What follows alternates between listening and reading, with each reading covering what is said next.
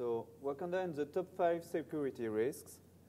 So just for those who don't know me, the 4D company just became W3C member, so I will represent 4D at W3C. And we have a conference next week. We're all working groups. So it will be my first time there. Web architect, GS expert, and I didn't write it. I'm the community manager of the Wakanda project. So what we will see. I will talk to you about the Open Web Application Security Project, which is very important. The top 10 application security risks, at least to mention them, and I will make a zoom on the top 5. Why this choice? Just because in 30 minutes, if we have the top 5, it's already quite good. So about OWASP, the Open Web Application Security Project. It started in 2001, and it's some organizations participate to it, some individuals, some corporations. They really want to be independent. They don't want any company to tell them to some directions. That's very important for them. So they provide some very interesting cheat sheets. So it's not a real training, but if you want to be aware about a topic you heard about, you heard about a security risk, you look at it, you see, oh, there is a cheat sheet about it. I can at least know what it is about and at least some few recommendations to fix them. There is some trainings, some books, there is some conferences, and one conference is running in Texas just at the same time than GS conference. That's the reason why I do classcockford.com. And so each year the ones. If you have the occasion to go to one of these conferences, it's very interesting. And they have something very interesting also called the top 10. They kind of renew it time by time. There was a 2004 version. The last version currently is 2010, and they update it if there is important changes. So about the top 10, in first we have injection. So we will see it. It's in the top 5, so it's okay. We have XSS, cross-site scripting, broken authentication. So you will see there is often some failures in some applications about sessions who have been stolen, things like that. So yeah, object reference, it's important to think what people can do on the web. Something very important to consider is that we are not in classical client-server applications. We are on the web. So it means that any people can try to play with URLs, can try to play at the HTTP protocol level. So you might have security risk you don't have in other kind of applications. Cross-site request forgery is a very important one also. And the last ones, I will provide you some references. You could look at it to take the time, because they are also important, of course. Injection. So the most well-known one is SQL injection. It means that your application will, most of the time, have use of databases, and most of them are SQL databases. And something I think was not considered by the databases vendors in first place is that when a website do a connection to the server doesn't do the connection to the databases with the current user credential. It does it with a shared credential, shared user account. You are using only one user account, or sometimes two, to connect the database on the server.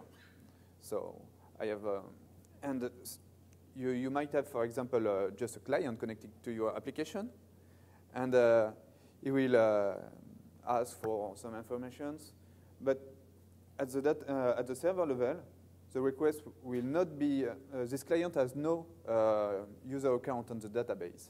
It has a user account at the server level only. So yes, the user name and password might be stored, may be encrypted in the database, but it's not a database user. So what does it mean? It means that if somebody find a way to make a different request, even if it's connected as a simple user, this request will be sent to the database engine with more rights and potentially some administrator rights. So you can imagine the consequences.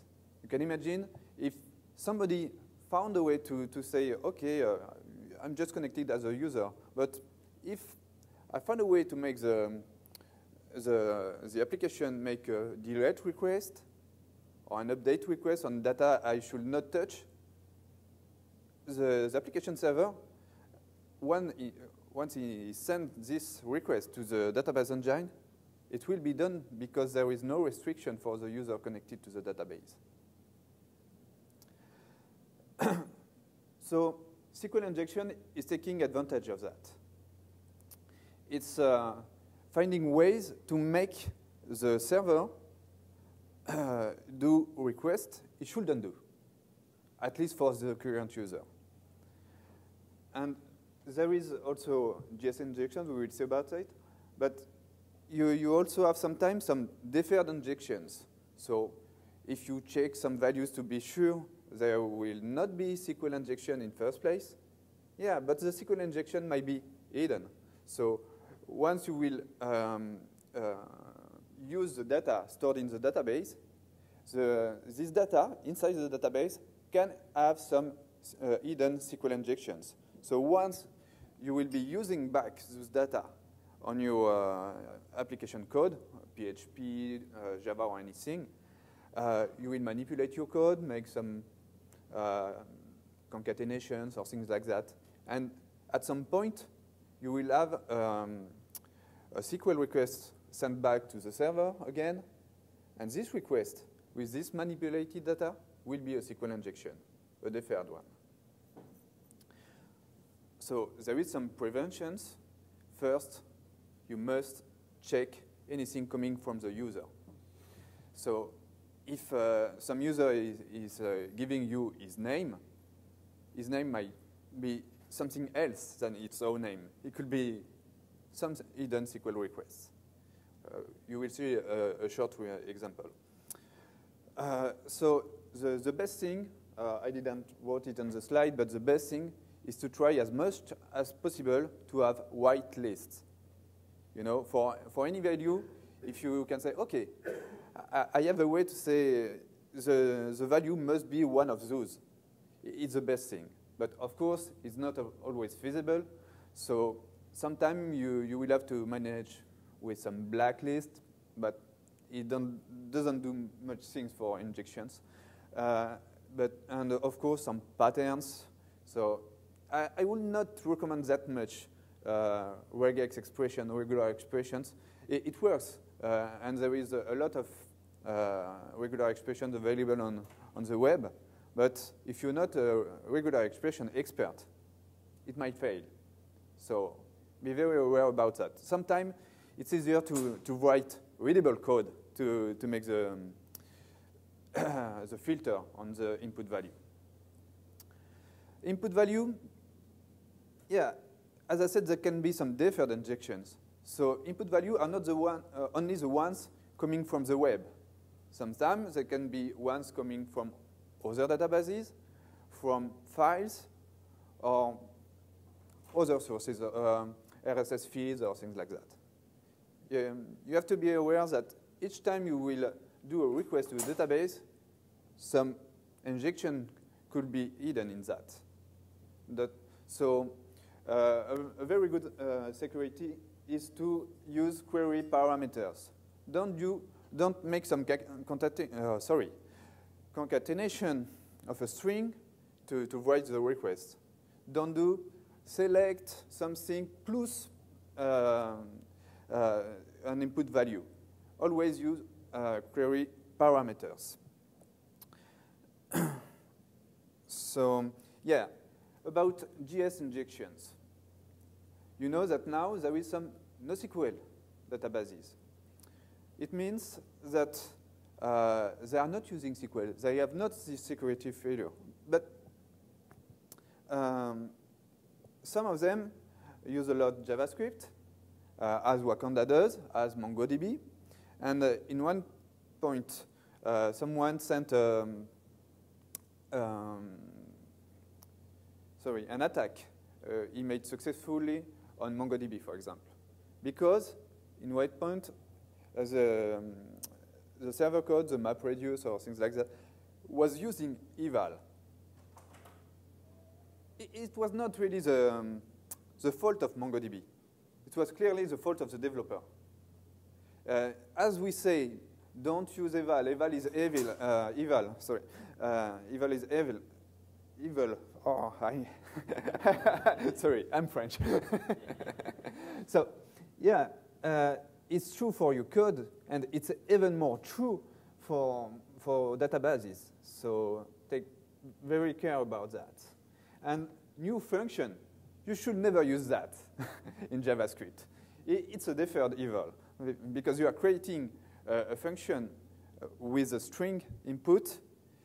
It's okay if the string is only generated from just server-specific informations, but if any information come from a database or anywhere else, sorry, yeah, it could be some injection in that. So yeah, be very clear about that.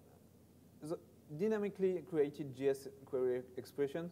So yes, sometimes some query languages allow you to make part of the query in JavaScript. So here again, it's a way to make some injections in the query with some evil JavaScript code. So here again, such possibilities should be very restricted to JS code not provided by external sources. Just a very little example of an injection. So here is a request done by the server code. It takes the information from the URL. In first place, even if the input, the text input entry in the form was secured, anyone can change that at the HTTP level.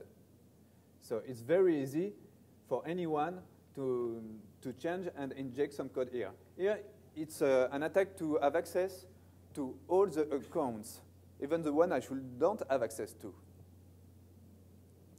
So with 1 equal 1, okay, I remove the filter. So if you have a look, here, I am closing the first filter, and I am adding a second one. So the OR make it completely useless. There is no filter anymore. So this is very basic example, but it's to have you understanding the concept. So what about Wakanda? First, okay, Wakanda is NoSQL, so we won't have the SQL problem. But we could have some problem with JavaScript. An important thing is that user access right is always done at the database level, because a Wakanda user is a Wakanda database user. So you cannot bypass the user rights this way. So if there is some injections, at least it will be limited to the user rights of the current user. Then, of course, you can specify the code access right, so that's okay. And it's not only at a kind of table level, because in Wakanda, it's data classes, so it's higher level. It's already at the model level. So it's very interesting. And very important, there is restricting queries. So what does it mean? It means that you can say, okay, this collection of data is restricted to a specified group, but you can also say this collection of data will be restricted per user. Each entity, you can define a filter at the entity level. I will show you how you do that. Where is that? Yep. Okay. So when you extend a data class, the extended data class has this restricting query part in which you can say, okay, I have an owner attribute in my data class, and it will be the ID of the owner of this object. So I don't want any other connected user to have access to this object. It's his object. So I can use this user ID to make this restriction. So this is kind of a magic expression to say, I want the user ID of the currently connected user. So it's very simple. So in your database, you could have defined, for example, a node to have an object owner. So owner is a complex object, but if owner has an ID, and it should have an ID attribute, you can make this ID attribute matching to existing users of the database engine, of course. So it's quite easy to use that, and I really recommend it to use it as much as possible because it's very powerful. Another thing is that you have also unrestricting query. Sometimes just an expression is not enough. You want to have other business rules.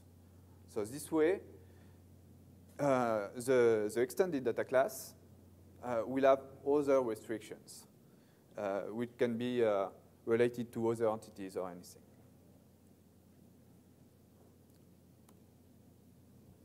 Now, top 2. So cross-scripting is very famous, XSS. So the goal is to make your JavaScript page executing some JavaScript not provided by the website. So the pirate, how do you say? Yeah, is going to a website or a web application. He finds a way to fill some information on this website, and at some point, this information will be shown in other user browsers. You know, there is another user going to the same application, and he will see the data which have been filled by the pirate. So I give my name. I create some new comments, for example, on a blog. So anyone else can come to the page and see the comments. So that's classical. That's the web. But what if this comment is not only some text? What if this comment has some images, some pretty things? And what if there will be some JavaScript code inside that? And what if this code would send a request to another website to give information about you? For example, I will talk about that later, but at least your username, your credit card number, or things like that. You don't want that. So that's what XSS is about. It's about mostly JS injections. So to prevent that, here again, you must validate your inputs. Make sure that no one is able to input some JavaScript inside values that should be only text, even still text, but no JavaScript, at least no executed JavaScript. A problem sometimes is that, okay, but I am a web developer website, and I want to show JavaScript. Okay, make just sure that this JavaScript will never be executed. And you have, yes, to escape the output. So if somebody puts some JavaScript in the input, and sometimes it's okay because you're a web developer website, you have to escape it to be sure it won't be executed. An XSS attack. So all the examples I'm showing you are the ones coming from the OWASP documents. So I could provide other ones, but so here, what happens? This one is using a value proposed by a user, so it can be even at the HTTP level, as you can see, and the dynamically generated page, HTML page, included in the input value. Okay, why not? But the problem is that the value is adding a script tag. So it's closing the input value, and it's adding another tag after that. So there are some more subtle attacks, and I will show you one. But here you can very easily understand what's going on. So this new script, this added script, will be executed on the visitor page, and it will send the cookies of the visitor to another one, to the attacker. So with this cookie, you can have things like session IDs or things like that. So what does Wakanda for that? First, we are working with HTML files by default. The default behaviors of Wakanda is you send HTML files, and the only data you will receive are JSON data. And this data will be included in the HTML layout via the data sources. So what happens? By default, the output is escaped. So if there is a script tag, you will see it in the page. It will be written, but it won't be executed. So if you make some optimizations and go to advanced development, you could use some, for example, the WYSI widget, and on Morgaut, generate your own HTML code, for example, and insert the value which have been injected by the attacker. So this way, this code could be executed, so you must take care about that. So there is some deferred effect. For example, as we said, the first string could be safe, but once manipulated, it could be an attack. I will try to show you an example. Okay. Where am I? Okay. Shoop. Oh, here I have a little data class. I will create a page. Main page, okay. Okay, I have bound this data class to a grid. Here it's okay.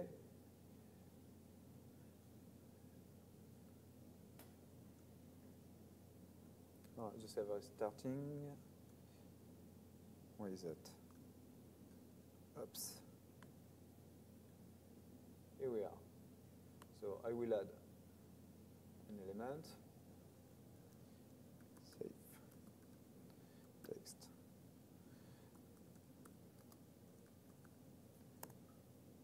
So here, no problem. You're okay, there is no problem. It's just pure text.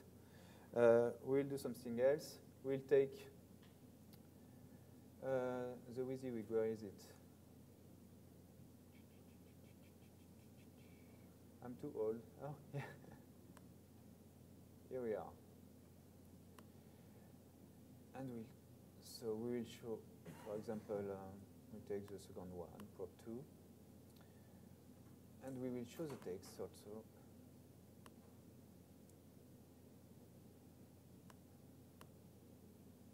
Prop 2.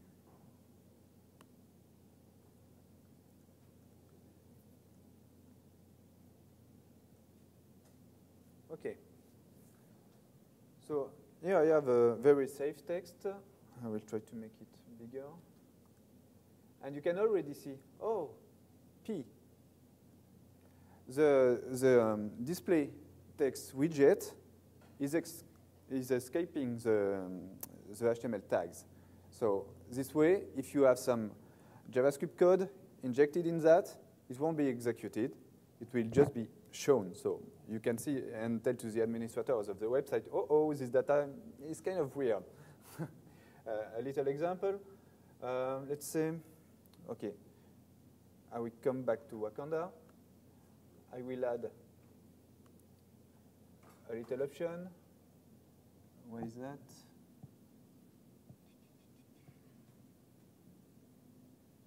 Yeah, here it is. So I don't recommend you to add that. It's HTML. So it allows you to edit directly the HTML code. Yep.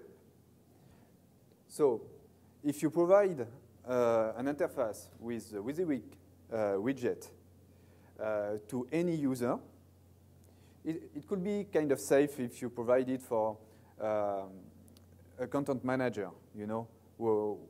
It's role to add some text and things like that. But just be in good relation with him, please. OK? So, but for end user, you don't always know them well, and they might have some bad intentions. OK? So let's say, for example, I had an image. Yeah, it's safe. I had an image, EMG. Or I will say, no image. You know, the user, the administrator can think, oh, it might be unsecure. So I will be a little more subtle. So this is bold. It's safe. It's bold. But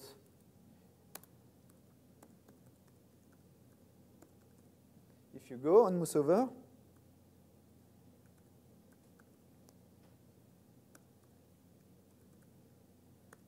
haha, I will attack you. So, little update. Yeah, how do I? Yes. So, yeah, it's safe for us, but it could not be safe if, for example, I just take this data and I create some dynamic HTML with this data. Because if you go here, where am I? Oh, it should have worked.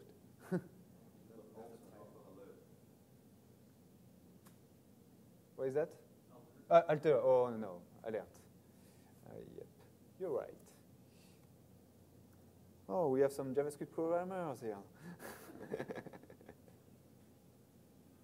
Yep. So you can imagine it could send an HTTP request and give information about you. Or worst, it could make you send some requests to the application server and make some updates you wouldn't want it to make. And if the connected user is the administrator, it could delete anything on the database. So yes, XSS is very dangerous. And hopefully, in Wakanda, there is some mechanisms to prevent from that. But be aware of what you're doing in advanced development, because you could open this door.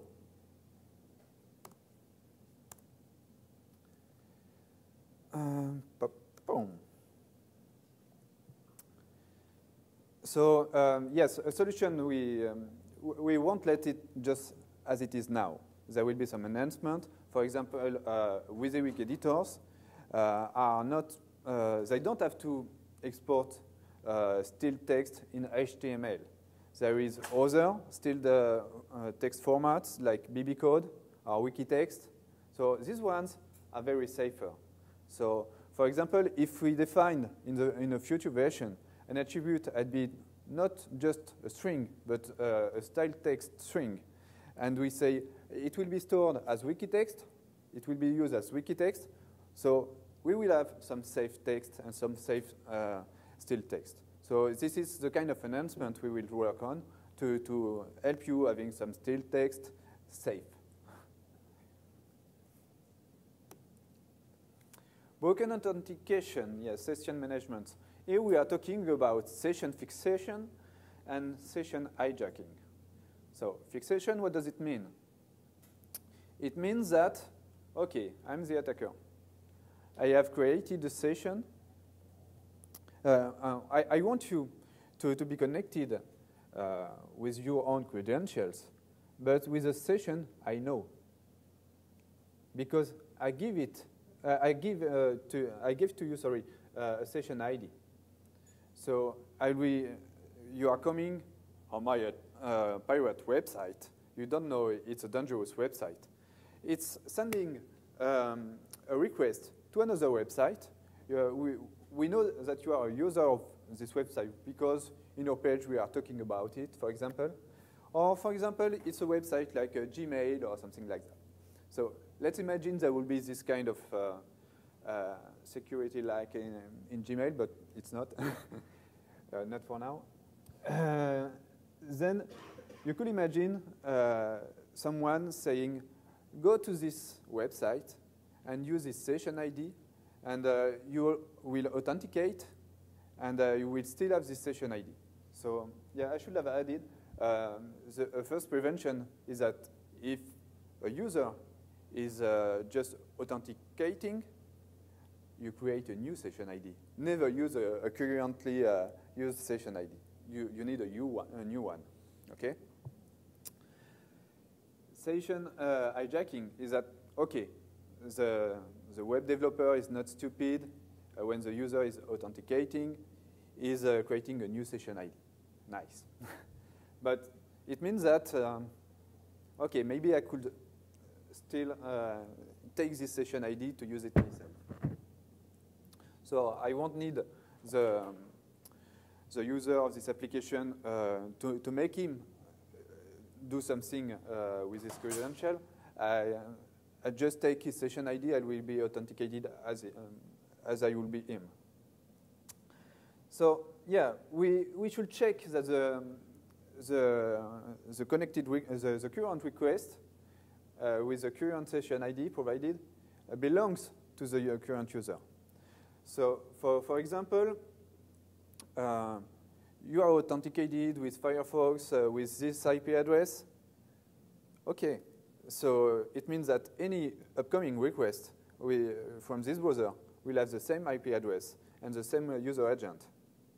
You know, so that's a way to check the session ID is yours.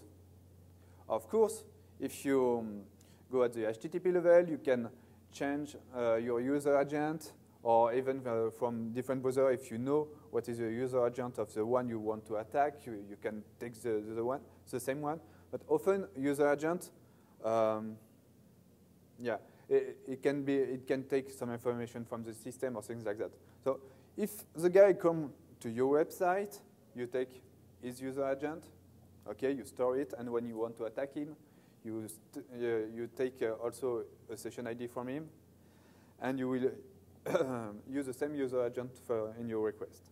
But still, there is an IP address, so it's another thing to check. You should have also a reasonable timeout.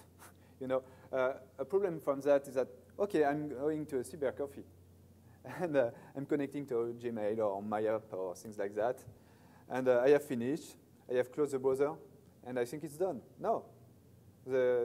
Someone else come back, he saw on which website you were, he just opened the website. If the user didn't disconnect, okay, you have the session.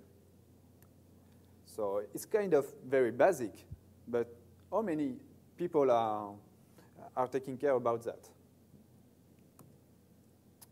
Just an example about an attack.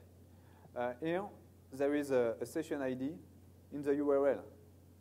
In the URL, it means that it's very easy to take it, for example, from an XSS attack or anything like that. So another point is also to have the session in a place it's harder to take. So if you have it in the URL, if you have it even in forms, it means that anyone could generate an HTTP request with it very easily. So often the better place is in cookies, for example. Cookies are not perfect, but it's a bit better, at least from doing it in the URL. There is also something important. It's to use, yes, HTTP only cookie. What does it mean? It means that if somebody happens to be able to make some scripting injection, and he asks for document.cookie, if your user agent supports that, this cookie won't be readable via document.cookie. It will be restricted for the HTTP communication. So there is no way to access it from XML, from JavaScript. Okay. I don't know where it is now, but at some point, not all browsers were supporting this parameter for cookies. So it's better to have one who supports it, which supports it. So in Wakanda, of course, we are using HTTP-only restriction for the sessions. The sessions ID are generated automatically. The sessions, they are not in ID or URL forms. Okay, sorry. We check who the session belongs to and things like that. Okay. Insecure direct object reference. So just imagine you know the web is about having an address for anything accessible publicly over the web. So you can share this address by mail or just by Skype or anything. So it's very useful, but sometimes some resources should not be accessible by everyone. So a URL should work for one user, but not the other ones. So it's kind of very basic. But sometimes you are checking some access, but not all of them. And it might be weird, but it's in the top 5. It's the number 4 of security lags currently. A little example. Here, my web application is using URLs like that, and it gives information about the account of the current user. But the way it does that, it's saying it's using an account ID. So let's imagine I am the user, and I'm aware of some other account IDs, or I'm just trying. I'm just typing some other numbers and see which kind of account I can access to. And with a little chance, I can access to information from users who are more white than I have. Sorry. So the thing is that the application developer expected the interface to only access to an address belonging to the current user. So he didn't test it if the request was okay for the current user. So one way to prevent that, for example, it could have been to say, okay, you don't have access to the account number 25, you access to my account. You make some specific URLs to access to current user account, not account number or with an ID or something like that. So it means indirect references. You don't give the final address, you give a more meaningful address with business rules. So what about Wakanda? So access are always checked by the REST API, of course. So it's very important for you to define the user rights, the CRUD user rights, and also to use the mechanism I told you just before when you extend data classes and use restricting queries. It's very important. So Wakanda tried to do things automatically, but a lot of them still belongs to you. So yeah, there is also ways to not check only if it's the current user, or but if if it belongs to the current group or to a specific group, because sometimes, yeah, some entities do not belong to a single user but a whole group. Cross-site request forgery. So a lot of people talk about that. Yeah, it's let's say we said that on the web, people can go directly at the HTTP level or play with the HTTP protocol. So the goal here is to make the user make himself an HTTP request he didn't intend to do. So to prevent that, like for a lot of things, you must validate any input, escape the outputs, and sometimes use some tokens if it's a request with a form. An example. So, so here in the website, the user was able to add some comments, but also some images. Oh, this is my picture. I send you my picture. But it send, you were able on this website to give the picture either via an input file or a URL. But what if this URL is not a reference to an image, but an action? An action you want the user to do on another website or on the same website. Here, he's asking the website to make a transfer of money to the attacker account. Okay. Yeah. Okay. So, yeah, I need a little money, you know. It's the end of the month. Okay. So this is very easy to make this kind of attack. So it's very important to check, I just let the user provide me a URL to an image. Yeah, be sure it's a URL to an image.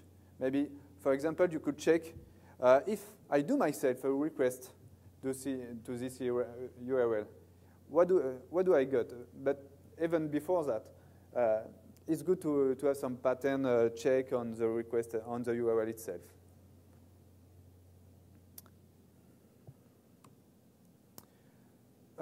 Yeah, here again, it's about so checking the inputs, escape the outputs.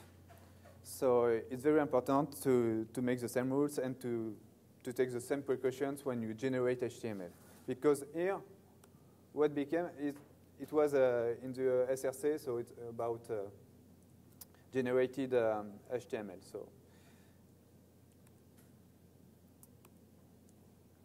So I really recommend you to have a look at this website. At the top 10, you will see information about the other security risks. And some documents are also translated in French, or I'm sure you can find it in other languages. And it's the first URL is the one for the last version. But if they make some updates for 2012, for example, because they are currently in conference, you can check for the ones. But all this website is very interesting, and not only the top 10. So please learn about security. Thanks for